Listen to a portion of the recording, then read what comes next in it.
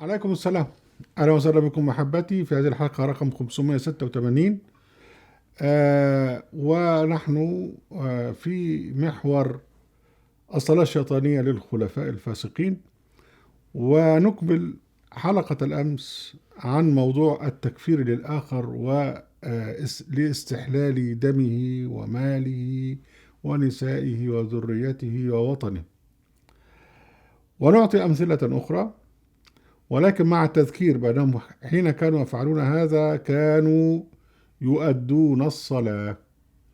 يعني أولئك الخلفاء الفاسقون كانوا قبل ذلك مرضوا على النفاق، وكانوا يؤدون الصلاة مع النبي وقلوبهم مرضت على النفاق، ثم بعد هذا قاموا بالغزو وأيضا يؤدون الصلاة، وهم يرتكبون كل هذه الجرائم، ويسمون أصحاب البلاد المدافعين عن بلادهم وعن أوطانهم وعن نسائهم وعن أولادهم يسمونهم مشركين. تقول الرواية: فلما التقى المسلمون والمقوقس، ده هنا في مصر بقى بعين شمس، واقتتلوا جاد المسلمون. وبعدين بعد كده أقول لك: نادى عمرو بأصحاب النبي فأجابوه فقال: تقدموا فبكم ينصر الله المسلمين. طب هل الجماعة المصريين دول هل هم راحوا حاربوا عمر بن الخطاب أو وصلوا المدينة أو كذا؟ بيقول لك: وفتح الله على المسلمين وظفروا وهزموا المشركين، اللي هم المصريين، الناس اللي وقع عليهم الاعتداء. روايتنا ذكر خبر سلمة ابن قيس الأشجاعي والأكراد. احنا عارفين طبعا الأكراد دول بيعيشوا في شمال العراق وفي جنوب تركيا وفي غرب إيران. دول ما يعرفوش حاجة عن العرب ولا حاربوا العرب ولا لهم أي دعوة، لكن العرب اللي راحوا لهم ويقول لك دول بقى الأكراد دول مشركين وإحنا بقى المسلمين. يعني المعتدون يسمون أنفسهم مسلمين، والأكراد الذين لم يعتدوا على العرب ولا يمكن ربما لم يعرفوا شيئا عن العرب. تقول ذكر خبر سلمة بن قيس الأشجاعي والأكراد قال: فساروا حتى لقوا عدوا من الأكراد المشركين، وبعدين فقتلوهم فهزموهم وقتلوا المقاتلة، يعني قتلوا كل الناس الأكراد اللي هم بيدافعوا عن نفسهم، وسبوا الذرية، يعني سبوا نسائهم وأولادهم، فقسمه بينهم، يعني قسموا بينهم زي ما يكونوا بيقسموا بهايم أو بيقسموا مال. ورأى سلمة جوهرا في صفط فاسترضى عنه المسلمين، يعني لقى حتة جوهر موجود فخدوا وبعث به إلى عمر اللي هو الكبير بتاعه. رواية تانية: فلما كانت بين المسلمين والفرس وقع أبقى رمة منها. في بعض المواقع تكاثر القتلى من الأبطال المدافعين من الفرس عن أوطانهم، فالقتلى دول رمموا. بقيت عظام القتلى دهرا طويلا، وكانوا يحرزون القتلى 100,000، يعني يقول لك يعني هم حوالي 100,000 القتل. وسمي ذلك اليوم الأعشار. وقتل المشركون فيما بين السكون وطفة الشعر، وتبعهم المسلمون إلى الليل ومن الغد إلى الليل. يعني قعد المسلمين يقتلوا فيهم يومين وسموهم مشركين، قتلوا 100,000.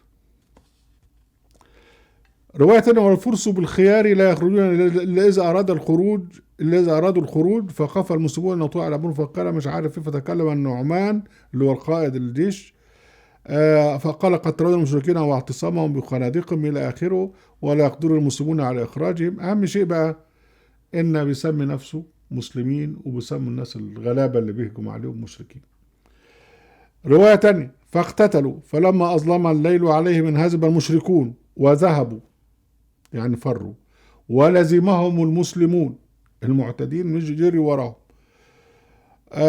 وبعدين فوقعوا في اللهب في النار اللي هو في أسب زيهان، فمات منهم في اللهب 100,000 أو يزيدون سوى من قتل في المعركة.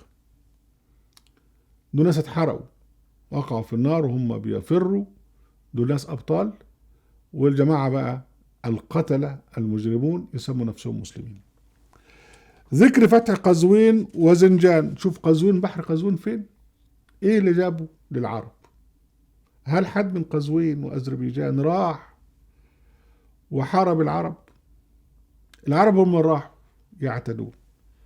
تقول ثم الرواية ثم غزا قزوين فلما بلغ أهلها الخبر أرسلوا إلى ديلم يطلبون النصرة فوعدهم مش عارف إيه، وبعدين الديلم اللي هم شعوب الديلم موجودة، وبعدين فلما رأى أهل قزوين زلت طلبوا الصلح، يعني قالوا خلاص هندفع عليكم اللي أنتوا عايزينه. قال بعض المسلمين، ده الرواية بتقول: قد علم الديلم إذ تحارب حين أتى في جيشه ابن عازب بأن ظن المشركين كاذب فقد قطعنا، يعني بيتهم الجماعة بتوع الديلم وبأن هم مشركين. طبعا قبائل الداليم وأهل قزوين لم يكن لهم علم بالعرب أصلا، هم جم العرب جايين يهجموا عليهم وسموهم مشركين. نفس الحال ودخل المشركون همذان والمسلمون في آثارهم فنزلوا عليها وأخذوا ما حولها. كل الموضوع علشان خاطر الفلوس. وفي رواية تانية ودخلوا المسلمون وألقى المشركون بأيديهم ونادوا الصلح الصلح،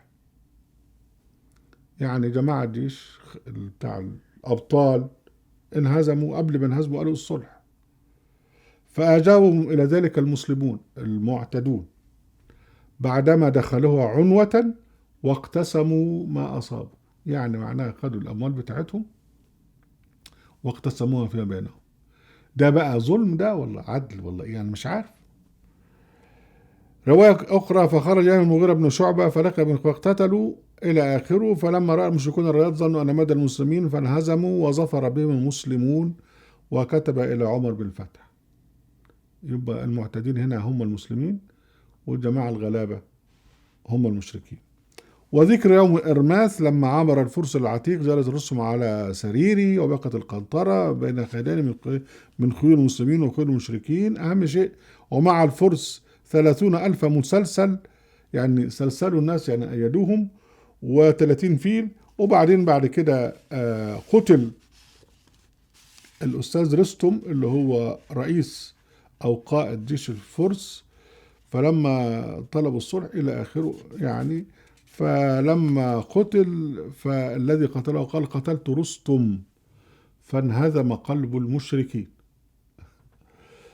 ورواية وسار أبو موسى إلى البصرة من السوس إلى آخره، وبعدين وتقطعت السلاسل وتكسرت، ده طبعا واجتمع الأعاجم بنهاوند فتقطعت السلاسل وتكسرت الأخلاق وتفتحت الأبواب ودخل المسلمون، دخلوا على المدينة وألقي المشركون بأيديهم ونادوا الصلح الصلح فأجابهم من ذلك المسلمون، وبعدما دخلوها عنوة واقتسموا ما أصابوا. دخلوا على البلد واحتلوها ونهبوا اللي فيها وقسموا عليهم اللي المضحك ان بعد الصلح بعض الناس من دول لما كانوا يعني يعملوا صلح مرغمين بعد كده يثوروا، ده طبعا من حقه، لكن لما يثوروا يقول ان هم كفروا. يعني الجماعة العرب يقول لك على الثوار دول ان هم كفروا عشان خاطر لان هم بيثوروا على الظلم الواقع عليهم وده حقهم. يعني بعض أصحاب التي اتخذت العرب ملابس أنثرت لتستعيد حريتها، وهذا حق مشروع في تشريع الرحمن، ولكن العرب اعتبروه كفرا، وتردد هذا في روايات كثيرة منها. ذكر فتح همذان ثانيا. تقول الرواية قد تقدم مسير نعيم بن مقر إلى همذان وفتحها على يده ويد القعقاع بن عمرو، فلما رجع عنها كفر أهلها، يعني ثار. يوزن بقى لما أنت تحاول أن تثور على الظلم تبقى أنت كافر. الموضوع مقلوب. بعد هروب كسرى يزدجر اللي هو كان آخر كسرى في الدولة الكسروية وهرب، تقول هو قام يزدجر ببلاد الترك فلم يزل مقيما بها زمن عمر كله إلى أن كفر أهل خراسان، يعني لما ثاروا زمن عثمان كفر أهل خراسان، يعني لما ثاروا على الاستعمار العربي. رواية تانية فلما وقعت فتنة بين معاوية كفر الشاه وغلب على آمل. يعني كفر يعني معناه ان هو ثار على الاستعمار العربي. شوف الامور يعني مقلوبة تماما. الذي يدافع عن وطنه يكون مشركا، والذي يعتدي يكون مسلم.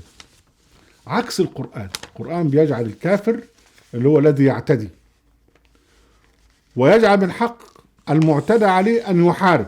أذن الذين يقاتلون يقع عليهم الاعتداء بأنهم ظلموا وأن الله على نصرهم لقدير. ربنا ما قالش أذن للمسلمين، قال الذين يقاتلون، الذين يقع عليهم القتال، أنهم ظلموا وأن الله على نصرهم لقدير. فالنتيجة إيه بقى؟ إن قريش كانت أيام النبي كانت هي اللي بتهاجم المدينة. بعد كده دخلوا في الإسلام وكان معهم الذين مرضوا على النفاق جنب النبي. بعد كده راحوا جايين وعاملين حروب بره، وأصبحوا هم الذين يقاتلون الآخرين ويظلمونهم، والأمور اتقلبت تمام. أصبح القتلة مسلمين يسمون أنفسهم مسلمين، وأصبح المعتدى عليهم كافرين ومشركين. وإذا يعني اضطروا إلى الاستسلام وبعد كده ثاروا يقول لك كفروا. أهلا وسهلا بكم أحبتي في برنامجكم الحظات القرآنية وفي قناة أهل القرآن وفي موقع أهل القرآن. لا تنسوا المشاركة بشير ولايك، وعليكم السلام.